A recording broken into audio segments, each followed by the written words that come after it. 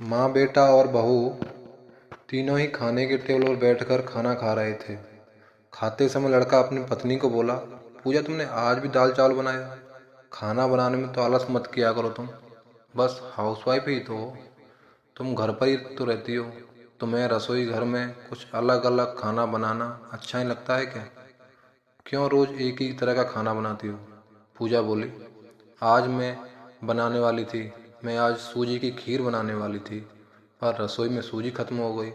मैंने कल ही ऑर्डर किया था, पर अभी तक आया नहीं। कोई बात नहीं, मैं कल बनाऊंगी। रसोई घर में कुकर की सीटी बजती है और खाने के समय पूजा रसोई में आती है। रसोई घर से वापस आते वक्त डाइनिंग टेबल पर बैठकर पूजा बोली कि मैंने कुकर में आलू डाले हैं, शाम को मैं आलू के बड़े बनाने वाली हूँ। यह सुनकर उसकी सास को भी खुशी हुई। गोपाल बोला, अच्छा है, तुम दोनों को तुम्हारी पसंद की चीज़ बनाने में और खाने में बहुत मज़ा आता है। ऐसे में दरवाजे की बेल बज उठी। पूजा वापस खाने के टेबल पर से उठी और दरवाज़ा खोला। डिलीवरी बॉय सूजी लेकर खड़ा था। पार्सल लेकर पूजा वापस खाने के टेबल पर खाना खाने के लिए बैठी। तभी माँ बेटे से बोली कि तूने अगर दरवाज़ा खोला होता तो फिर क्या होता? बेचारी ठीक से खाना भी अच्छे से खा नहीं पाती। तो बेटा बोला, सॉरी, मैं उठ नहीं सकता, मुझे ऑफिस जाने के लिए देर हो रही है। फिर रूम में चला जाता है। वो पूजा को आवाज़ देता है, मेरी फाइल मिल नहीं रही है, तुम ढूंढ कर दो पूजा। फिर एक बार खाने की टेबल से उठने वाली थी और उसके तरफ जाने वाली थी, तभी सास ने टोका, छोटा बच्चा नहीं है वो, खाना खाओ तुम। थोड़ी देर बाद रूम से गोपाल की आवाज़ आई, फाइल मिल गई। सास और बहू दोनों ही खाने के टेबल पर एक दूसरे की तरफ देखकर हंसने लगी। गोपाल ऑफिस जाने के लिए निकल गया। पूजा ने सारा काम खत्म किया। रात को आलू बड़ा, किचन खिचड़ी बाटी भी बनाई। खाना देख गोपाल और सास बहुत खुश हो जाते हैं। पूजा सब काम निपटा के सो जाती है। सुबह जब गोपाल उसके बेडरूम में फाइल ढूंढ रहा था और वह फाइल ढूंढने की वजह से बेडरूम पूरा अस्त व्यस्त कर दिया। गोपाल अकेले में बड़बड़ा रहा था, इस घर में कभी भी कोई चीज़ समय पर नहीं मिलती है। इन औरतों को कोई काम नहीं होता, इसलिए दिन भर उधर का सामान उधर करती रहती हैं। उसके आवाज़ से पूजा वापस उसके रूम में आती है और रूम की बुरी हालत देखकर उसे गोपाल पर गुस्सा आता है। वह गोपाल को पूछती है, आप क्या कर रहे हो? तभी गोपाल बोलता है, मैंने तुम्हें पिछले दिन दी हुई फाइल कहाँ पर है? पूजा तुरंत वह फाइल बाहर निकालती है और गोपाल को दे देती है। पूजा गोपाल को कहती है, इतना सारा सामान बिखेरने से पहले मुझे एक बार पूछा तो होता, कितना सामान बिखरा पड़ा है। मैं क्या दिन भर यही काम करती रहूं क्या? उल्टा गोपाल पूजा पर चिल्ला देता है और बोलता है कि क्या काम रहता है दिन भर तुम्हें? इतना काम भी तुम नहीं कर सकती क्या? दिन भर सोते ही रहती हो सिर्फ। माँ के कहने पर हाउसवाइफ से शादी करके बहुत बड़ी भूल की मैंने। ऐसा बोलकर गोपाल ऑफिस के लिए निकल गया। पति पत्नी का बोलना माँ के कानों पर पड़ता है, जो गोपाल को पता नहीं था। माँ पूजा के पास जाती है, तभी पूजा रो रही होती है। कोई भी गलती नहीं होते हुए भी गोपाल उस पर चिल्लाया, यह उनको पता था। पूजा से वह बहुत प्यार करता है, पूजा भी उसे बहुत प्यार करती है। सास ने पूजा को शांत किया, फिर दोनों ने गोपाल को सब अच्छा सबक सिखाने के लिए प्लान बनाया। दूसरे दिन सुबह गोपाल नींद से जागा, तभी वह पूजा को चाय के लिए चिल्ला रहा था। तभी माँ नज़दीक के सोफे पर बैठी थी। वह बोलती है, पूजा घर पर नहीं है, वह किसी काम के लिए अपने मायके गई है। गोपाल फ़ोन निकालता है और पूजा को फ़ोन करने लगता है। तभी माँ उसे रोकती है और बोलती है कि फ़ोन मत करो, वो मायके ही तो गई है, 2-3 दिन में आ जाएगी। गोपाल फ़ोन रख देता है और माँ को बोलता है कि माँ, चाय। तभी माँ बोलती है, हाँ, 2 कप बनाना, मैं भी पीऊँगी। इच्छा ना होते हुए भी गोपाल चाय बनाने के लिए रसोई घर में जाता है। माँ खड़ी सोफे से खड़ी होती है, बेटा गोपाल को पुकारती है। वो सोचने लगता है कि माँ उसे रोकेगी और खुद चाय बनाएगी, पर माँ बोलती है, मेरी चाय में शक्कर कम डालना। गोपाल चाय बनाता है और चाय लेकर आता है। माँ और बेटा दोनों ही चाय पीते हैं।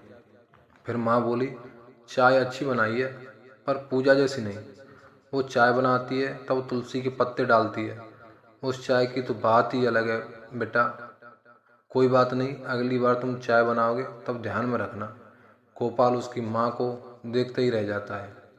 थोड़ी देर बाद गोपाल उसकी माँ को बोलता है, माँ आज मैं मटर पनीर खाना चाहता हूँ। माँ फिर से गोपाल की तरफ देख कर बोली, अरे वाह, आज मेरा बेटा मटर पनीर बनाएगा और मुझे खाने के लिए देगा। अच्छा हुआ, बहुत दिनों से मटर पनीर खाने की इच्छा हो रही थी। तभी गोपाल बोला, अरे माँ, मटर पनीर आपको बनाने के लिए कहने वाला था। तभी उसे माँ बोली, नहीं बेटा, मेरे घुटने बहुत दुखते हैं, मैं इतनी देर रसोई में खड़ी नहीं रह सकती। तभी गोपाल उसका फ़ोन निकालता है और रेस्टोरेंट से ऑर्डर देने लगता है। तभी माँ उसे रोकती है और बोलती है, मुझे वह होटल का खाना पचता नहीं है, मुझे गैस हो जाती है और तुम मुझे बाहर का खाना खिलाने वाले हो क्या? शायद माँ से प्यार नहीं करते हो तुम गोपाल। तभी गोपाल खाना बनाने के लिए रसोई घर में जाता है। 1 घंटे बाद खाना तैयार होता है। 2 थाली में खाना लेकर गोपाल उसकी माँ के पास आता है। गोपाल ने दाल चावल बनाया है। यह माँ देखती है। गोपाल को बोली, अरे बेटा, तुम मटर पनीर बनाने वाला था ना? गोपाल बोला कि माँ, यह आसान है बनाने के लिए। तभी माँ बोलती है, पूजा होती तो आज उसने मटर पनीर बनाकर मुझे खिला दिया होता, पर जाने दो, तुम्हारे हाथों का खाना बना हुआ खाना कहाँ मैं रोज़ खाती हूँ। ऐसा बोलकर माँ खाने के टेबल पर आकर बैठती है। चलो दोनों साथ में खाते हैं। गोपाल ने पहला निवाला मुंह में डाला ही था, तब माँ उसे बोली, अरे बेटा, दाल में नमक कम है, जा और नमक लेकर आ। वो खाते खाते उठता है और रसोई घर में से नमक लेकर आता है और माँ को देता है। फिर से खाने के लिए बैठता है। तभी माँ खांसने लगी और गोपाल को बोलती है, अरे बेटा, निवाला गले में अटक गया है, थोड़ा पानी लाना। गोपाल फिर खाते खाते उठा और पानी लाने गया। फिर वो पानी माँ को दे देता है। इस समय गोपाल के चेहरे पर गुस्सा स्पष्ट रूप से दिख रहा था। गोपाल को अब समझ में आ रहा था कि वह पूजा के साथ जिस प्रकार का बर्ताव कर रहा था उसे कितना बुरा लगता होगा। वो यह सब खुशी से करती थी, उसके चेहरे पर कभी भी कोई सिकन नहीं देखी। वह सोचते सोचते खाना खा रहा था। माँ यहीं पर नहीं मानी।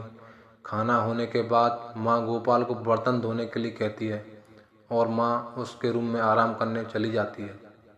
माँ उसे परेशान करने का कोई मौका नहीं छोड़ती। वो गोपाल को बुलाकर चद्दर ओढ़ने के लिए कहती है। उसके बाद गोपाल रूम से बाहर जाता है तो उसे माँ रोकती है और एसी का टेम्परेचर कम करने को कहती है। अब इन सभी कामों की वजह से वह चिड़चिड़ करने लगता है, लेकिन कुछ भी बोल नहीं पाता। दूसरे दिन सुबह जल्दी उठ जाता है, उसे ऑफिस जाना होता है, इसलिए वह जल्दी सब्जी काटता है, पर उसका ध्यान सब्जी की तरफ नहीं होता। वह पूजा का विचार कर रहा होता है। वो सोच रहा होता है, हाउसवाइफ का काम आसान होता है, ऐसा मुझे लगता था, पर सच में वैसे नहीं है।